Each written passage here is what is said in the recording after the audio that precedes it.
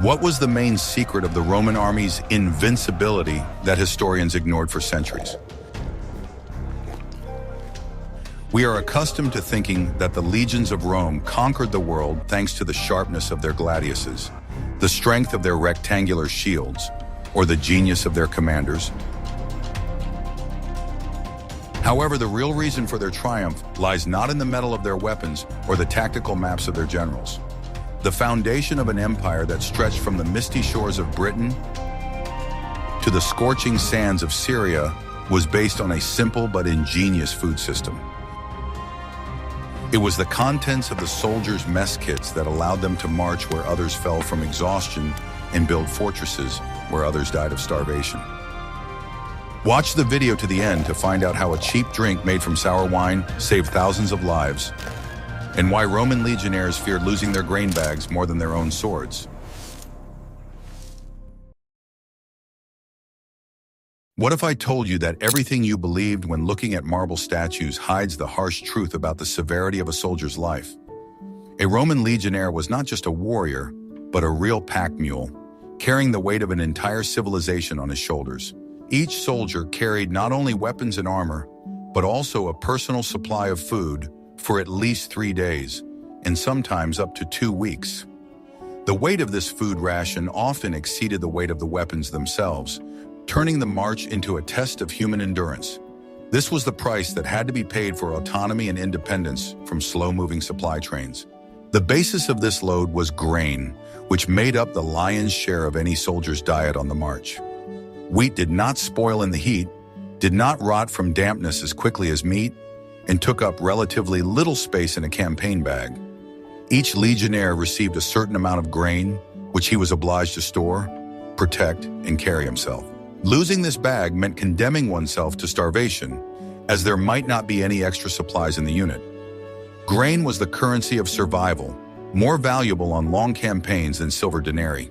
Interestingly, the Roman command did not issue ready-made bread to soldiers, preferring to distribute raw grain. This decision was dictated purely by pragmatic considerations of logistics and food storage times. Ready-made bread quickly became stale, moldy, and unfit for consumption after just a few days of travel. Grain, protected by a thick shell, could be stored for months, waiting for the moment when it would be turned into food. Thus, the legion carried with it not just food, but preserved energy for future battles.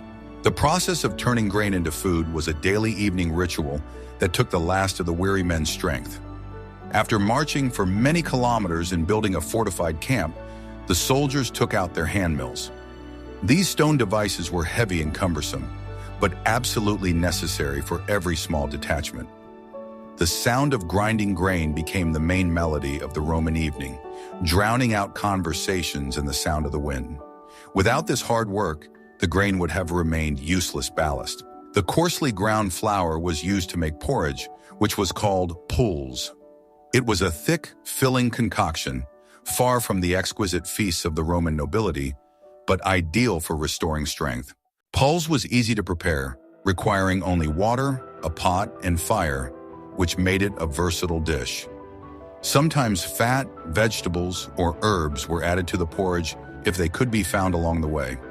It was this simple porridge, not exquisite delicacies, that built the roads and aqueducts of Europe.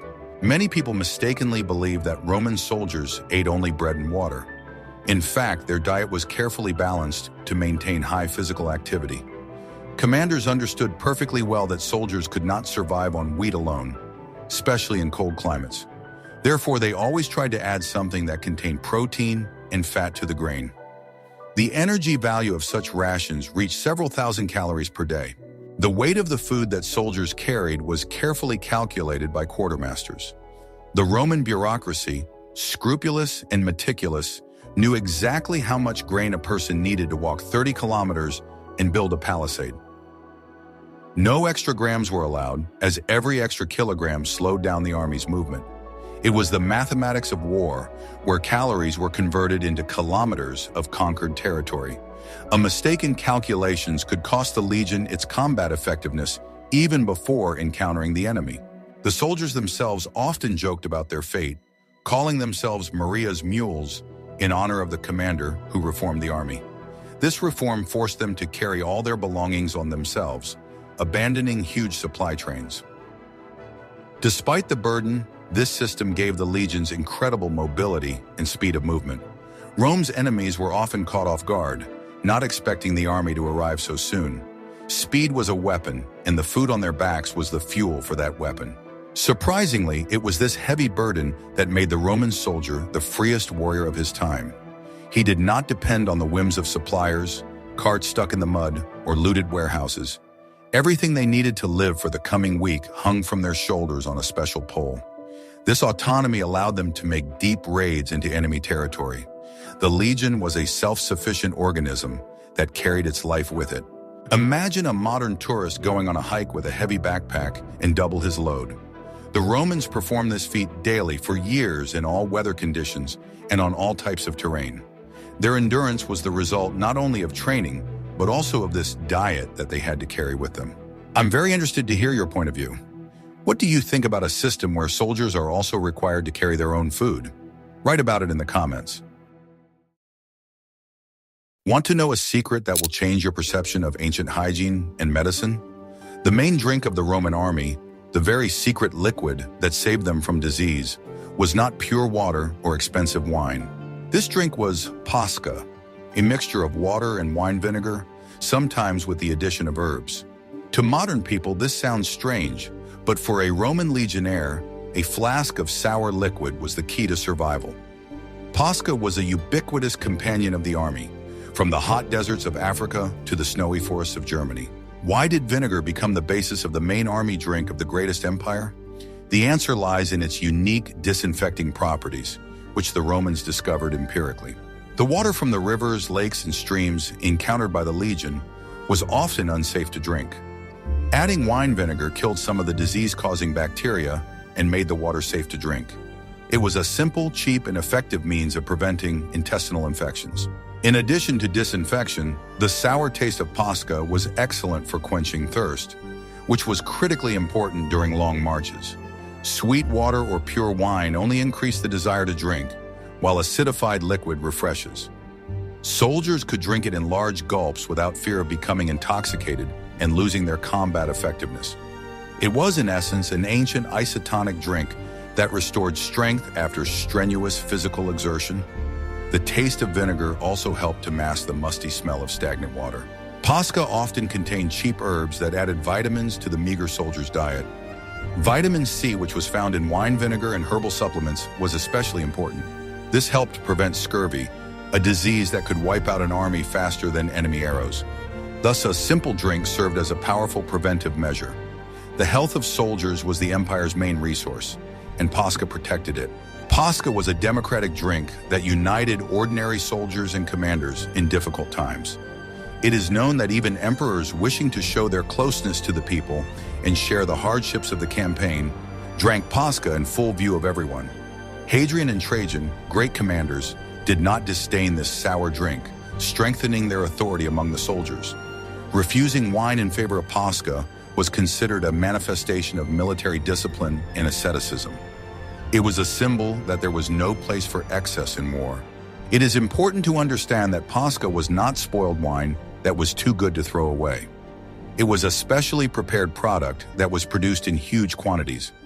Wine vinegar was stable, easy to transport in barrels, and did not spoil over time. The concentrate could be diluted with water in any proportion, which made supply logistics very flexible. 1 barrel of vinegar could be turned into hundreds of liters of drinkable pasca. In hot climates, pasca saved legionnaires from heat stroke and dehydration. The acid stimulated salivation, relieving the painful feeling of dry mouth during marches in dusty conditions. Soldiers dipped a sponge in pasca and wiped their faces to refresh themselves.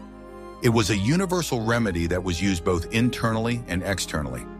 Even wounds were sometimes washed with this liquid to prevent suppuration. Roman doctors also noted the benefits of pasca for digestion, especially with a monotonous diet of grains. The acid helped the stomach digest coarse food, preventing heaviness and bloating. In conditions where soldiers ate dry bread or thick porridge, this was extremely important. Legionnaires knew that a flask of pasca on their belt was their personal first aid kit. Neglecting this drink was considered foolish. Comparing Pasca to modern energy drinks would not be entirely accurate, but functionally they are similar. It provided energy, protected the body, and maintained water and salt balance. Without this simple invention, Roman conquest could have been stifled by dysentery epidemics. The history of Rome smells not only of incense, but also of the pungent smell of vinegar. However, liquid was only part of the survival equation. In the next chapter, you will learn about bread that was so hard that it could break your head and could be stored for decades. What I'm about to show you is banned as food in 12 countries, but for the Romans it was the norm. I am talking about bucella, the legendary Roman cracker that became the prototype for the modern army biscuit. It was not the soft and fragrant bread we are used to seeing on the table. Bucellatum was a twice-baked flatbread made of flour and water, devoid of any moisture. It was as hard as a rock, and its main purpose was not to please the palate, but to be stored forever. The technology for making this product was perfected. The flatbreads were baked at a low temperature for a very long time to evaporate every last drop of water from the dough. Without moisture inside, mold and bacteria could not develop in the bread. Such a rusk could lie in a soldier's bag for months without losing its nutritional properties. Archaeologists find fossilized remains of such galettes, which have survived for thousands of years. To eat bucellatum, it had to be soaked beforehand. Chewing it dry was dangerous for the teeth and practically impossible. Soldiers dipped the biscuits in porridge, water, soup, or wine, if they had any. The soaked biscuit turned into a kind of porridge or soft bread, filling the stomach. It was a ritual that required time and patience. A hole was usually made in the center of each biscuit before baking. This was not for beauty, but for convenience in transportation and storage. A rope or strap was threaded through the hole, stringing the rusks into long bundles. Soldiers could easily attach such a bundle to their equipment or hang it on a pole. This saved space in their bags and allowed the bread to air out. Bucellatum was the perfect solution for extreme situations. During a siege, a long sea voyage, or a rapid march, when there was no time to grind grain and bake fresh flatbread, rusks saved lives. They were light, compact, and incredibly calorie-dense. A few of these stones could provide a soldier with energy for a whole day of battle. Interestingly, the word bucella itself comes from the word bucella, which means piece or bite. Later in the Byzantine era, this root gave rise to a word meaning exquisite bread. But originally, it was the coarsest food. It was the food of tough men who did not expect pleasures from life. Food was perceived exclusively as fuel for war. The quality of the flour for rusks could vary, but whole wheat was most often used. It contained a lot of fiber and provided a long feeling of satiety. Sometimes salt was added to the dough, but no yeast or leaven was used. Yeast bread would spoil too quickly, while unleavened rusks were practically eternal. Despite its hardness and simplicity, bucellatum was a symbol of stability. As long as a soldier had a bundle of rusks, he knew he would not starve in the coming days. This gave him the confidence he needed far from home. Quartermasters made sure that the fortress warehouses were always stocked with biscuits. This product became the great-grandfather of all modern dry rations. The idea of dehydrating a product for long-term storage, invented in ancient times, is still used today. The Romans did not invent the tin can, but they did invent canned bread. Their logic was flawless. Food must be functional. Today, we would hardly eat such food of our own free will, but for a legionnaire, it was the taste of life. Every bite of this rock-hard bread brought him closer to victory or to returning home. Like this video if you were surprised by this technology, and be sure to subscribe to the channel so you don't miss new videos about the secrets of antiquity. What if everything you've been taught is outdated? There is a persistent myth that Roman legionnaires were practically vegetarians and only ate meat on major holidays. Supposedly, a grain-based diet was the basis of their incredible endurance and discipline. However, modern archaeological excavations at Roman military camps in Britain, Germany, and Jordan paint a completely different picture. The ground is literally littered with the bones of animals that were eaten by soldiers. It turns out that the Romans loved meat and ate it whenever they could. Pork was the most popular type of meat in the Roman army, especially in the western provinces. Soldiers raised pigs right next to their camps or requisitioned them from the local population. Pigs are not picky eaters, grow quickly, and provide a lot of nutritious fat. Lard and bacon, laridum, were strategic reserves that stored well. Beef and lamb also regularly appeared in the legionnaires' pots. Cow and sheep bones are found in huge quantities in the garbage pits of forts. Animals were often driven behind the army as live canned food, slaughtered as needed. This solved the problem of preserving fresh meat in hot weather.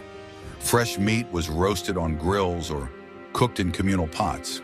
Hunting was not only entertainment, but also an important way to supplement the diet. The forests of Europe were home to a huge amount of game: deer, wild boar, hares, and birds. Legionnaires, many of whom came from rural areas, were excellent hunters. Deer antlers and boar tusks are common finds in the archaeological layers of Roman garrisons. The variety of game depended on the region where the legion was stationed. The myth of the grain diet arose from a misinterpretation of ancient texts. Some sources mention that soldiers complained when they had to eat only meat without bread. For Romans, bread was the basis of the meal, and meat was a supplement, and the absence of bread was perceived as deprivation. But this does not mean that they refused meat when it was available. Roman doctors understood the value of animal protein for muscle recovery and wound healing. A weak, emaciated soldier could not carry heavy armor and fight in hand-to-hand combat. Therefore, commanders tried to provide their troops with meat by signing contracts with local suppliers. Tablets with financial reports have survived, listing purchases of huge quantities of ham and pork. Smoking and drying were the main methods of preserving meat in field conditions. Ham from Gaul was famous throughout the empire and was even supplied to remote garrisons. Dried meat was light, did not spoil, and could be eaten without cooking. It was another type of concentrate that complemented crackers. Fish and seafood were also not uncommon, especially for legions stationed near rivers or the sea. The Romans loved the fish sauce, garum, which was added to almost all dishes for flavor and saltiness. Amphorae with the remains of fish sauces have been found even in the most remote corners of the empire. This indicates a complex supply system that delivered favorite flavors thousands of kilometers away. So the image of a legionnaire chewing only dry barley cakes is far from reality. These were strong men who ate a lot, heartily and variedly, when conditions allowed. Their diet was that of conquerors, taking the best from nature and the conquered peoples. Meat gave them strength, aggression, and energy for conquest. Meat is good, but how did they prepare it? In the next chapter, you will learn what the kitchen looked like inside the smallest combat unit of the Roman army. The daily life of a Roman soldier began and ended not with battle against the enemy, but with an endless struggle with grain. As we have already mentioned, the issuance of raw products imposed on soldiers the obligation to process them themselves. Legionnaires were not given ready-made loaves of bread, but rather a sack of heavy grain that still had to be turned into food. This was not just a culinary task, but hard physical work that took the last of their strength after a march. Each soldier received about 800 grams of grain per day, and this amount had to be prepared for consumption. The process of grinding by hand required considerable time and physical effort. The device consisted of two heavy stones that rubbed against each other, turning hard grains into flour suitable for baking. Usually one soldier poured the grain into the opening at the top, while another turned the handle with force. This task was so exhausting that the soldiers took turns turning the mill handle, changing every half hour. Their hands quickly tired from the monotonous rotation, and their backs began to ache no less than from carrying a heavy shield. White flour dust covered their weather-beaten faces and clothes, mixing with road dirt and sweat. The camp was filled with a characteristic noise. The grinding of hundreds of stones merged into a single hum, which was the music of the Roman evening. For many, it was a kind of meditation after a day full of danger, anxiety, and military training. The monotonous work helped calm their nerves and switch their thoughts from war to home and dinner. The quality of the flour obtained depended directly on the diligence of the soldiers and the degree of wear and tear on the stones. No matter how hard they tried, under field conditions, the flour was usually coarsely ground. It contained a lot of bran, pieces of grain husks, and sometimes even fine stone chips from the millstones. It was a terrible insult to a proud Roman soldier to eat food fit only for cattle or slaves. The whole camp saw the punished cohort chewing barley cakes, and this served as a vivid lesson in discipline. A return to the wheat ration had to be earned through exceptional bravery in battle or hard work on construction projects. Commanders used food as a powerful lever to control the morale of the troops. Food was cooked on open fires, which were lit right in front of the tents. Each contubernium had its own set of utensils: a bronze pot, a frying pan, a spit, and knives. The soldiers themselves decided what and how to cook from the food they were given each day. There were no army cooks here, so culinary skills were valued by comrades no less than the ability to wield a sword. Usually the main dish was a thick soup called pools. Everything the detachment had on hand was thrown into boiling water: ground grain, pieces of salted bacon, onions, and local vegetables. If they managed to obtain fresh meat while hunting or requisitioning, it was also thrown into the common pot. The appetizing smell of smoke and cooking enveloped the camp every evening, creating a feeling of comfort in a foreign country. The absence of a centralized field kitchen, where cooks would prepare food for the entire legion at once, had its own hidden, deeper meaning. The Roman command deliberately supported a system of independent cooking in small groups. This incredibly united these 8 people, making them a real family far from home.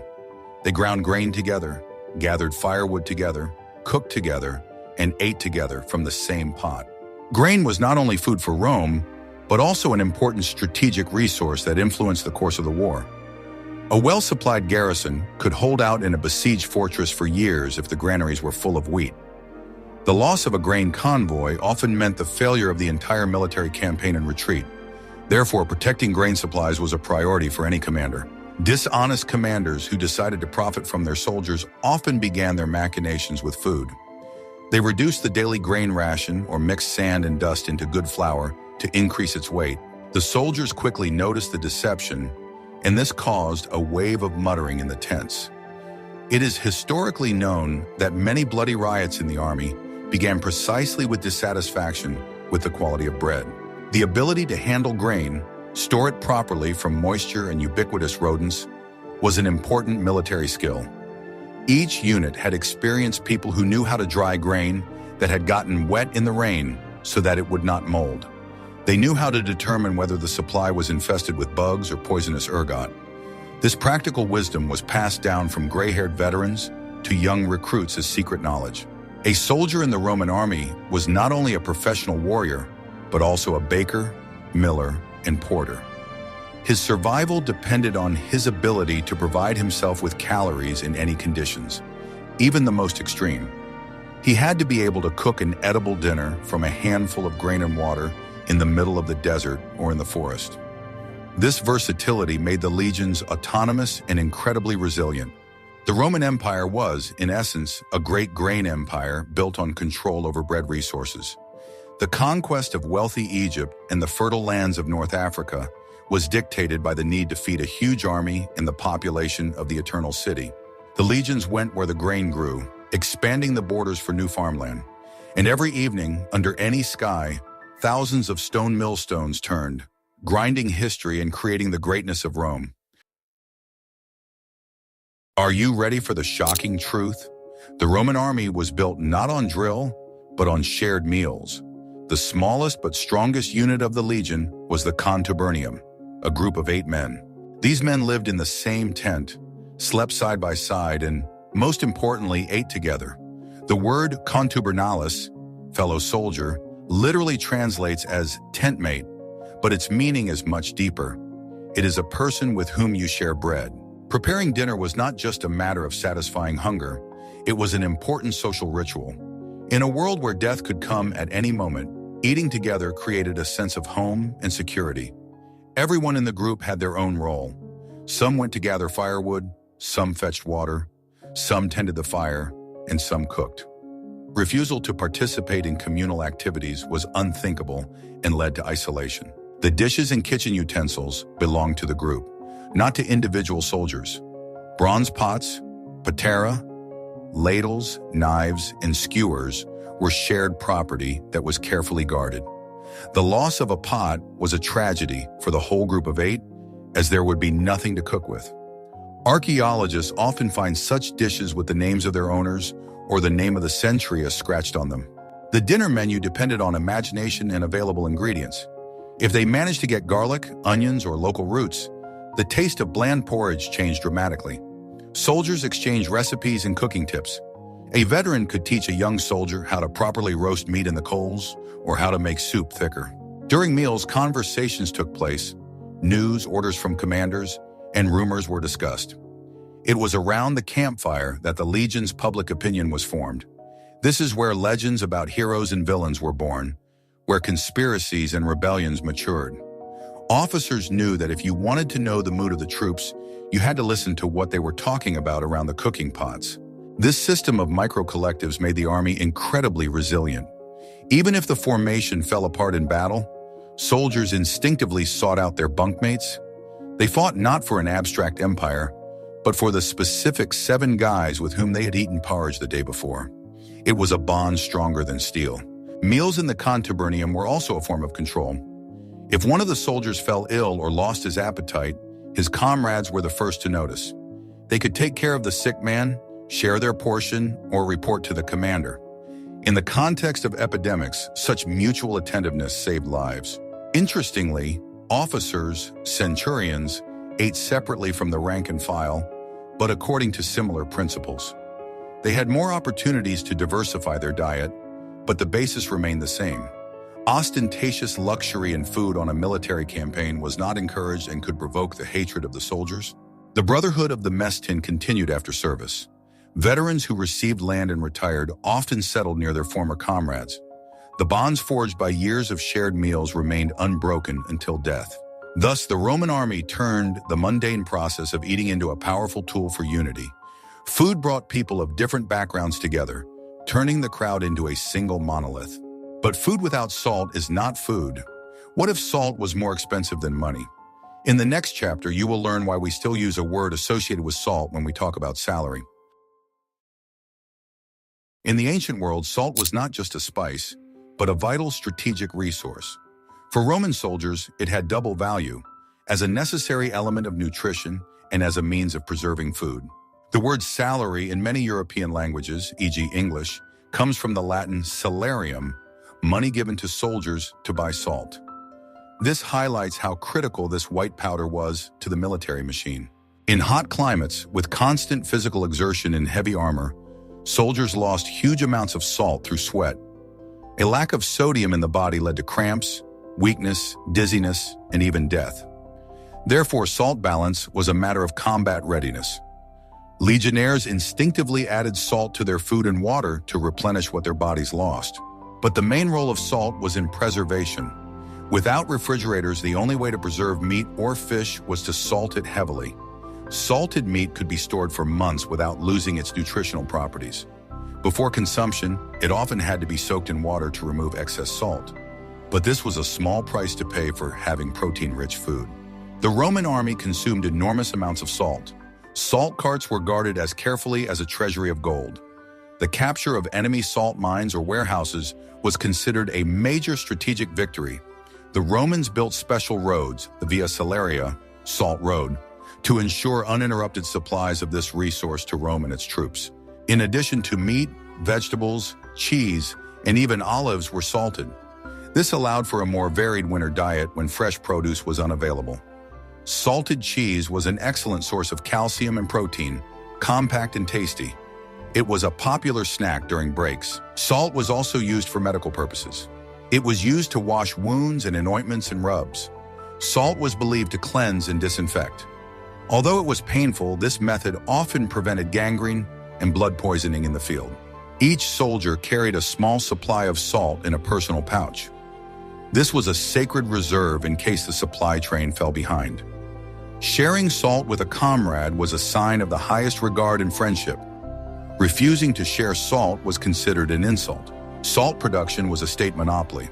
Rome controlled salt works throughout Europe, from Britain to the Black Sea. The technologies for evaporating seawater or extracting rock salt were well developed. Legion engineers often participated in establishing production in new territories. Salt even influenced the taste of Roman bread. Unseasoned bread quickly became boring, while salted bread seemed tastier and more filling. This small taste pleasure was important for the psychological comfort of the soldiers. Food had to bring at least some joy. Thus, white crystals were the fuel that powered the empire. Without salt, the legions would not have been able to go so far from home. It was an invisible but indispensable element of Roman success. Roman logistics were magnificent, but even they had their failures. When the supply trains fell behind or ran out of supplies, the legionaries switched to foraging. The ability to find food in the forest, in the fields, or in a foreign village was an important survival skill.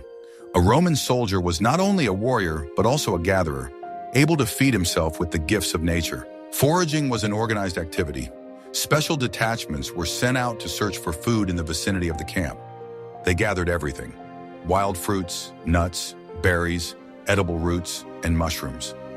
Knowledge of botany was necessary to avoid poisoning oneself and one's comrades with poisonous plants.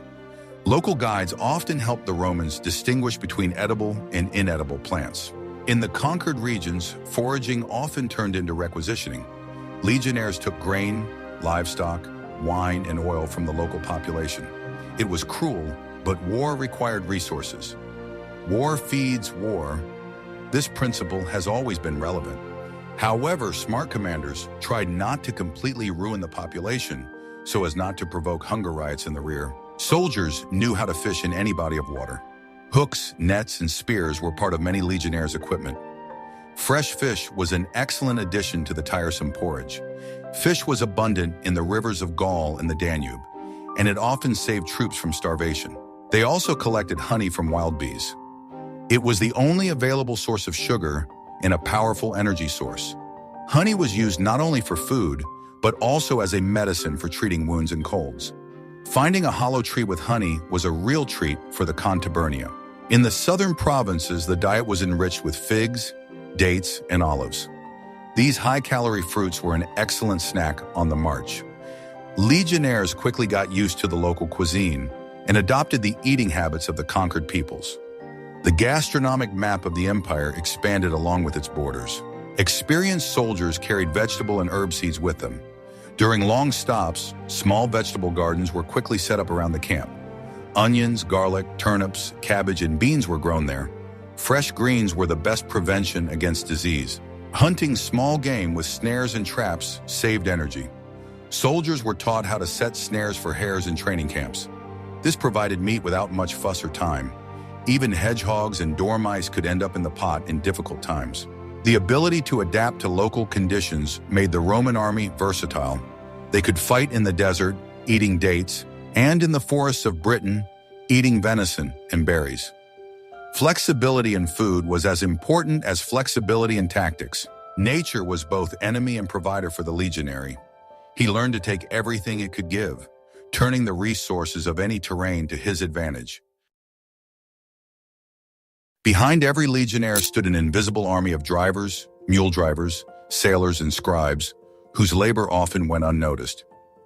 We are used to seeing pictures of heroic warriors in shining armor, but they were not the only ones who forged victory. Without the thousands of people providing support, the most formidable military machine of antiquity would have ground to a halt within a few days. The Roman supply system was a true marvel of the ancient world, and a complex mechanism that ran like clockwork. Feeding a legion of 5,000 men required tons of grain, oil, and wine every day. And that's not counting animal feed, firewood, and spare equipment. The scale of consumption was such that a single army could consume the resources of an entire region in a week. Without this well-oiled system, even the bravest and most trained warriors would have turned into a crowd of hungry vagabonds. Hunger killed armies faster and more reliably than enemy arrows. The basis of all imperial logistics was the famous roads, whose network covered the entire civilized world. The famous Roman roads were built primarily not for trade, but for the rapid movement of the army. Engineers laid them straight as an arrow, cutting through hills and building bridges over turbulent rivers. They understood that the speed of troop movement was the main guarantee of victory over any enemy. These roads were paved with stone and had a complex multi-layered base, which made them practically eternal.